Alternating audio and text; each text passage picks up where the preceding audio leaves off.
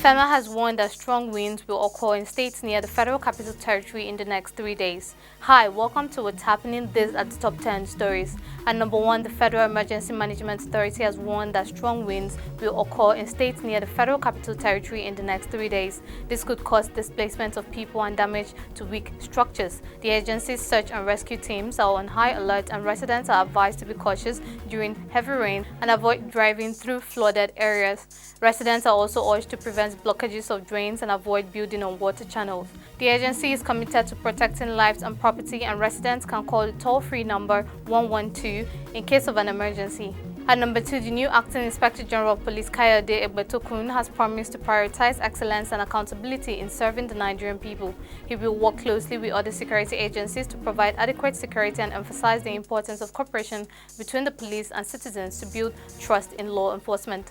Meanwhile, the former Inspector General of Police Usman Baba believes that he improved the police force during his tenure and left it in a better condition. The leadership was officially transferred to Egbetokun on Wednesday, and Baba thanked the former President Buhari for the opportunity to enhance the police reputation and outline his goals for his leadership. At number 3, the authorities in Cross River State have banned okada riders from working in the city of Calabar. On Wednesday, the governor's representative Emmanuel Ogbeche announced that the aim of the decision is to establish a secure and safe Cross River. Ogbeche stated that those who do not follow the directive will be subject to legal action. The government has decided to completely prohibit commercial motorcyclists from operating in Calabar. They have also issued a warning to individuals who damage public property, stating that they will face consequences if they continue to do so. At number 4, the Allied People's Movement has finished presenting its case against President Bola Tinubu in court. They filed a petition claiming that Tinubu's Vice President Kashim Shettima was nominated for 2 positions before the election. The APM wants Tinubu's win to be overturned due to alleged errors in the election process. The respondents in the case include INEC, Tinubu, Shettima, their party, All Progressives Congress, and Ibrahim Masari. The case was delayed due to a recent Supreme Court ruling on a similar matter.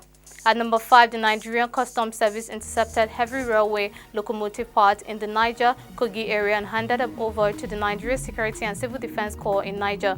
The area controller of the command, Controller Busayo Kadejo, announced this at the command's headquarters in Mina while presenting the items to the NSCDC. Kadejo informed reporters that the railway parts were discovered and stopped by the surveillance team on the Bida-Mina road on May 11. The driver and other people in the vehicle fled on foot to avoid arrest. Mohamed Dandare, the commandant of NSCDC in the state, stated that the Corps would make efforts to identify the individuals responsible for the crime. At number 6, a court in Nigeria has ruled in favor of the family of journalist Alex Obu, who was killed during a protest. The court has ordered the Nigerian police force to pay 50 million naira in damages to the family. Obu was covering a protest when he was shot by a police officer, and the police initially claimed he died from falling and hitting his head. However, an autopsy revealed that he died from gunshot injuries. After a long legal battle, activists representing justice for Alex achieved a significant victory in court.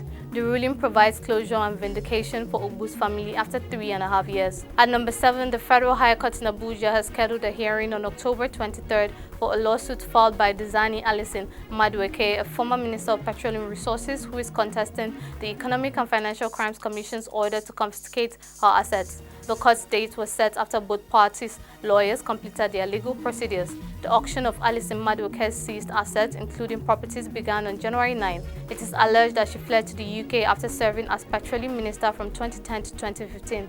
Alison Madueke has filed a suit requesting more time to challenge the EFCC's notice to sell her property, with the EFCC as the only respondent. At number 8, 11 people were burned to death as suspected terrorists during an attack on Chisu village in Plateau State, Mangu local government area on Tuesday night. A group of assailants chased and killed several villagers who sought refuge in a house after hearing gunshots. The attackers also set the house on fire. The incident occurred on Tuesday night, according to a resident who managed to escape.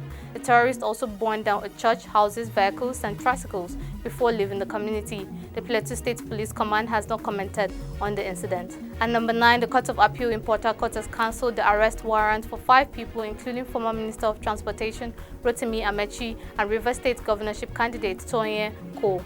On May 17, 2023, a High Court in Port Harcourt, led by Justice Chiwendu Nwogu, ordered the arrest of defendants in a criminal case involving the sale of state assets by the Rivers State government. The defendants appealed the decision of the High Court to the Appeal Court.